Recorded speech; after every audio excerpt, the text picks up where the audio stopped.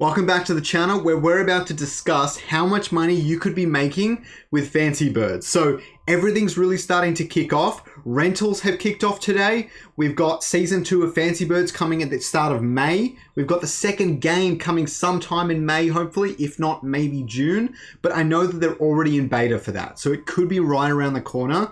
This ecosystem is going to be really interesting. I'm really excited to see where it goes. Don't forget that this is not financial advice, and please like and subscribe. I really appreciate it. Let's jump straight into it. The OpenSea. Now, I'm not saying that the prices are mooning or they're going to moonshot or anything like that, but the prices are on an upwards trend. And why is that? Because people are starting to really realize the value of the Genesis birds. I believe they picked up today because the mare breeding was implemented. Now you can rent someone's bird and breed with it. I don't know exactly how that works yet, and I haven't done it yet, but I will make a video on that in the future as soon as I figure it out.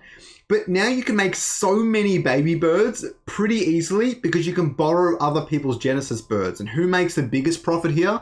The Genesis bird holders. So these birds are increasing in value. I just wanted to keep you in the loop on that. So here is my spreadsheet. It's rather simple today, but I want to talk about a few things quickly. Firstly, the Fancy Birds token is a large factor here. The higher that goes, the more people earn. Very simply put, it is quite stable at around 15 cents, and considering the entire crypto market is quite stable, this is a good sign. The last thing you really want to see is when the alts bleed too much. If Bitcoin drops or stays low or trades sideways, you want to see them either go up or trade sideways as well. And so far, Fancy Birds has found a lot of value in its current area. And the rental system will also really help these systems. It's going to be quite good. So the other thing I should talk about are the daily tournaments. Now, this is one of the easiest ways, or one of the hardest ways to earn in the game, but probably the most profitable at this point. Every day there is a tournament of Fancy Birds, and there is a distribution of 5,000 USDC and 1,000 FNC. Now, we're going to be seeing scholar tournaments and things like that, so I expect the tournaments and multiplayer functionality to kick off. We don't have multiplayer yet, but I expect them to ramp up and increase in value and usefulness to the entire community. So definitely keep your eye on that. What I have been finding, and I've seen a chart given to me by Nebradrock. He's in the Discord chat. He's quite active in there. So big thanks to him.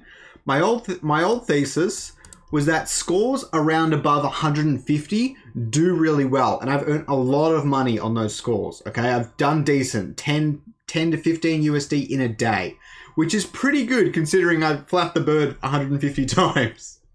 But it has gotten way more competitive. You have a chance at getting on the scoreboard between about 200 to 300, a higher chance above 250. But if you really want to start earning good daily income from the tournaments, currently scholars can participate. So this might actually grow now that we have more participants. So I'm really eager to see how the meta actually changes from this. But if you really want to start earning some good money, 300 to 600 is a good range. And above 600 is where I'm seeing people start to hit that top 10 mark and start to earn 20 to 30 USD, closer to 50 or 60 USD total in a single day, which is really, really strong. So you can see here, monthly per bird, if you were on the tournament getting 600 plus every day, this is for one bird, okay? Multiple birds does not increase your tournament payout, unfortunately. Otherwise, all those top players would just get all the top scores anyways. So you do not want that. But if you were scoring 600 plus consistently in the tournament, you could be earning about $1,200 a month, all right? Seriously. And the best part about this is, if the Fancy token does dip even further, a large amount of this payout is actually in USDC, okay? Quite a bit of it. It's actually about even in FNC and USDC in terms of USD values. So that's quite interesting. So if you really want to make money in this game, you can get good at the game and then turn a profit with that. That's very good to keep in mind. So outside of that, monthly per bird, you're getting about $50 or so USD every single month for each bird that's completing all of its quests.